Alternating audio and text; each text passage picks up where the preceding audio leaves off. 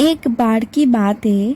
ढोलकपुर गांव में एक भाई और एक बहन रहते थे। भाई का नाम राकेश और बहन का नाम सोनी था। राकेश बहुत ही आलसी था। वह कोई काम नहीं करता था। एक दिन सोनी बोली, राकेश, तुम क्यों कुछ काम नहीं करते? मैं और माँ तुम्हें कब तक बोलते रहेंगे? पूरा दिन तुम खेलती ही रहती हो। तुम भी तो कुछ समझा करो। मेरी मर्जी, मैं जो चाहे वो करूँ। मैं तुमसे अभी भी छोटा हूँ। मेरा जब काम करने का समय आएगा मैं कर लूँगा। तुम्हें बोलने की कोई ज़रूरत नहीं है। तभी वहाँ पर राकेश की माँ आ जाती है। राकेश, ये कौन सी तरीका है अपनी बहन से बात करने की? चलो माफ़ी मांगो अपनी बहन से। ये बात सुन के राकेश को बहुत गुस्सा आ जाता है और वह घर से निकल जाता है। सोनी भी राकेश को देखकर उसके पीछे पीछे चली गई। राकेश, राकेश, रुको। राकेश, तुम इतने गुस्से से कहाँ जा रही हो? मैं वन में जा रही हूँ। जब देखो तुम सब मुझे ताने मारते रहते हो। और इसी तरह सोनी राकेश का पीछा करते करते वन में पहुंच गई। लकड़ी काटते समय राकेश का पैर फिसला और वो नदी में जा गिरा। सोनी, सोनी, सोनी, मुझे बचाओ। सोनी, राकेश, सोनी, मुझे बचाओ। सोनी, मैं नदी में बह रहा हूँ। और राकेश नदी में बह गया। राकेश बहते बहते दूसरे किनारे तक जाके पहुंचा। अरे, ये मैं कहाँ आ गया हूँ? और वो महल कैसे आया इधर? कि तभी पानी से जलपरी निकल आया। ठहर जाओ बेटा, तुम कहाँ जाना चाहती हो? तुम उस महल में जाना चाहती हो? हाँ, पर आप कौन हो? मैं एक जलपरी हूँ और वो जादुई महल मेरी है। उस महल में तुम जो चाहोगे वो तुम्हें मिल जाएगा। जलपरी जी, सच में वहाँ पर सब कुछ मिलेगा? मैं जो चाहूँगा, जैसे खाने का, पीने का, सोने का। हाँ बेटा, वहाँ तुम्हें सब कुछ मिलेगा। जलपरी जी, मैं कुछ दिन के लिए वो महल में जाके रहना चाहती हूँ, मेरे घर वालों से दूर। कुछ दिन मैं मेरे घर वालों से दूर रहूँगी तो तब जाके मेरे घर वाले मेरी अहमियत समझेंगे।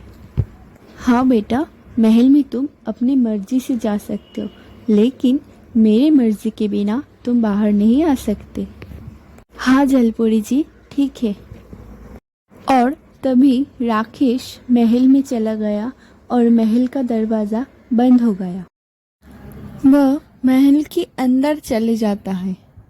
वाह, कितना अच्छा महल है। अभी तो मैं यहाँ ही रहूँगा। यहाँ खेलूँगा, कूदूँगा, खाऊँगा, पीऊँगा और सो जाऊँगा। कोई मुझे परेशान करने वाला, ताने मारने वाला कोई नहीं है।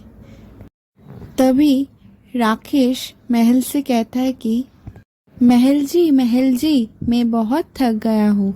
मुझे एक सुंदर सा पालंक ला दीजिए। तभी एक सुंदर सा पालंक आ जाता है और राकेश वहाँ पर आराम से सो जाता है।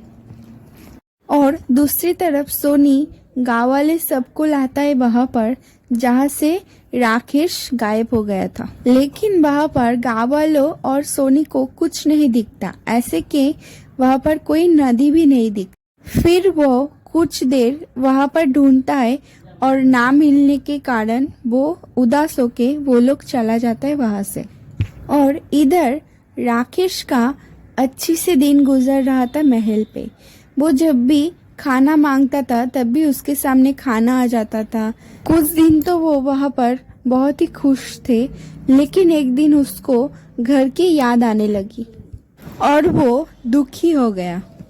दुखी होकर वो जब महल से बाहर जाने लगी तो महल का दरवाजा उसको झटके से महल के अंदर फेंक दिया और महल से एक आवाज आई, तुम ये महल के बाहर जल परी के इजाजत के बिना नहीं जा सकते हो।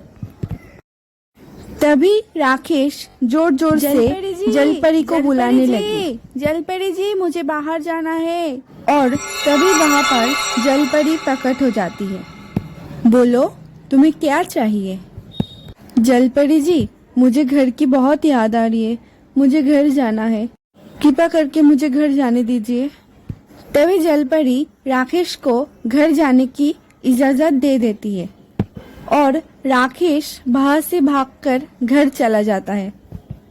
राकेश, तुम तो अभी गए थे जंगल में लकड़ियां काटते ना, तो अभी तुरंत वापस आ गए।